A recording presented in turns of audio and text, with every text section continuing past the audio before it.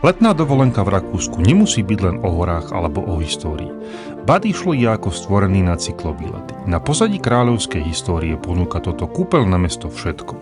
Majestátne kopce, kvalitné cyklotrasy a výhľady, ktoré sa nikdy neopozerajú. Každý deň sme vyrážali na iný smer a objavovali okolie so zastávkami v typických horských usadlostiach.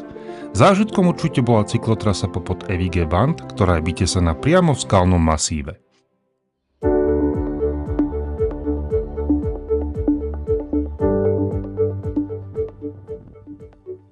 Ak máte radi technické pamiatky, určite nevynechajte historickú Katrínbahn nad mestom.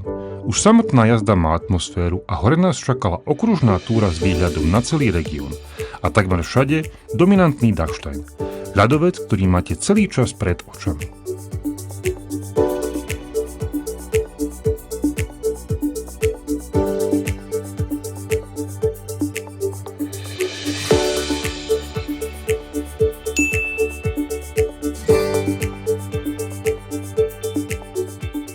Dachstein bol našim tichým spoločníkom počas celej dovolenky. Či už na bicykli, pešo alebo z lanovky, vždy pripomínal, prečo je táto časť Rakúska taká výnimočná. Z Kripensteinu sa dá pohodlne vyraziť na niekoľkohodinovú túru po vrcholovej plošine, krajinou občas pripomínajúcou mesačný povrch, výhľadom na ľadovec a do údolí.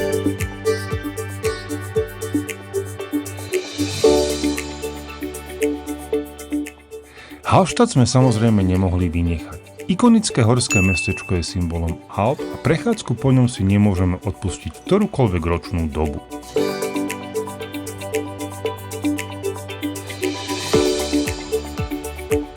Badišl nás milo prekvapil. Jedno, či sa vyberiete na Postalm alebo do vzdialenejších stredísk Lozère, Gossau či Feuerkogel.